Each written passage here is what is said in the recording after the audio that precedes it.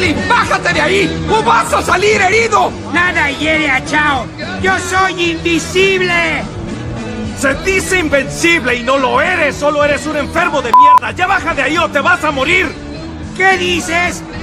¿Cómo asesinas a quien ya está muerto? ¡Mierda! No seas